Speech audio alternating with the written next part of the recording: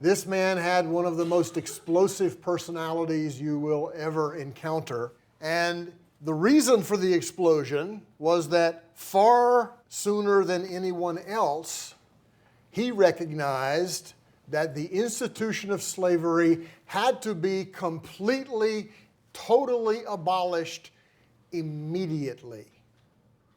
And his methods are one of the main reasons why he has been excluded from both Quaker history and early American history and Atlantic history. Benjamin Lay is born in 1682 in Copford, England. Even though the Quaker faith had really only been established in the late 1640s, Benjamin was a third-generation Quaker. He was very, very devoted to Quaker ideals. There are two main things that we teach: the light within. Every person has something of God in them, or spirituality, and is worthy of respect. The other belief that we have is continuing revelation. Every person is capable of experiencing the divine or spirituality directly. We don't have ordained clergy. We gather in silence, and when we feel led to speak, or if we feel that the Spirit has moved us, you're welcome to stand and share a message if it is something that the whole community can benefit from. What Benjamin Lay articulated during his lifetime was that slavery was the greatest evil. He said that slave owners were literally the spawn of Satan. There were probably people, wealthy, Quakers who had become wealthy through slaveholding, who had eminent positions in the meeting in terms of being elders. Eventually he was coming here and say, you think you're this holy person, you sit on these facing benches where the elders would sit, but you're really holding people in bondage, and that's not right. This is the man. A few years ago, Marcus Rediker wrote a biography of Benjamin Lay called The Fearless Benjamin Lay. We knew he was buried here, we knew that he had been disowned by the meeting, and we knew that he had done some things that were really worthy of recognizing, and yet there was really no step to recognizing him. He was barely 4 feet tall. He also suffered from kyphosis, which is the over-curvature of the thoracic vertebrae. So he was a dwarf and a hunchback.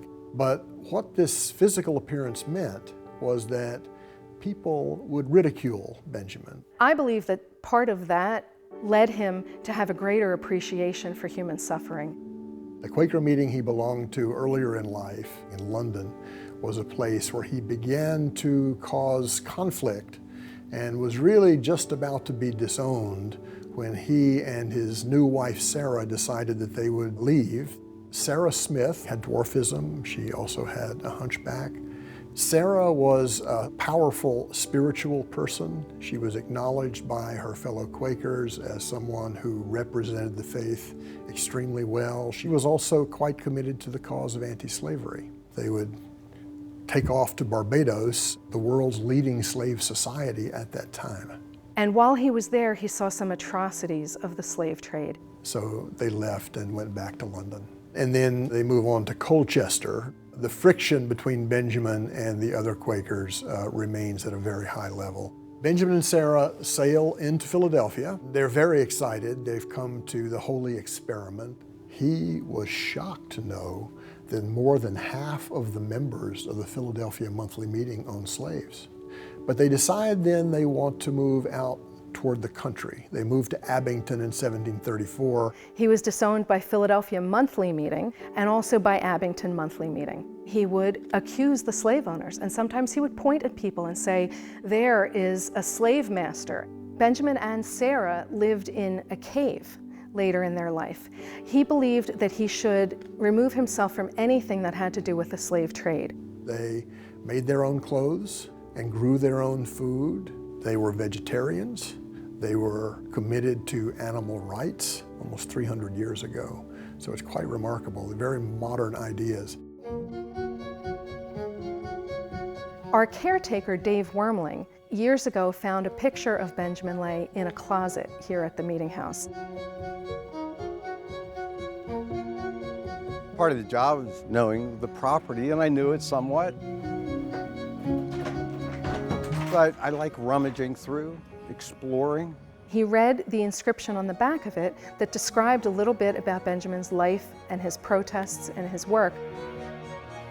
How did we not know about it? Why don't I hear about things like this? It's like amazed me. Benjamin lived a very long life of 77 years, which is somewhat unusual, especially in that day and age, for a person with dwarfism. But then again, he lived a very healthy lifestyle. Benjamin and Sarah Lay are both buried in the Abington meeting burial ground in an unmarked grave. For many generations, Quakers did not use headstones because we have an expression, you know, proud to be a humble Quaker. Quakerism is a very here and now religion. Rarely does anyone talk about the afterlife.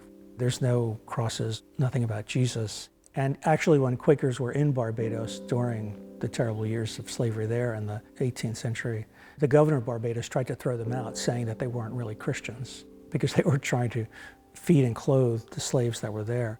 We didn't really have any visitors for Benjamin Lay until after Marcus Radiker published that book. Even though the man had been disowned, certainly his message was worthy of our respect and our recognition. There's really not a mechanism in place to reinstate membership for someone who is deceased. I drafted a minute to honor Benjamin Lay by recognizing him as a friend of the truth, to reestablish his honor within the Quaker community. About a year later, we thought that it would be a great idea to have a grave marker for Benjamin and Sarah Lay. I'm so overjoyed that this day has come, that we here can honor Benjamin. Even though we don't know the exact location of the grave, but we at least wanted to acknowledge that we're aware that we have this important abolitionist and historic figure in our graveyard.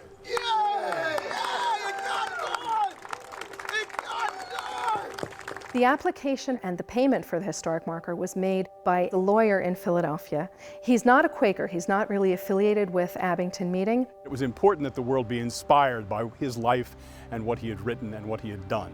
He spoke truth to power on a regular basis, and we certainly need more of that today. He was doing this in the era of George Washington and Thomas Jefferson, our flawed American heroes. So Benjamin Lay speaks to us now. Let us learn from the example of this life. Let's take inspiration from it. Let's believe that another world is possible.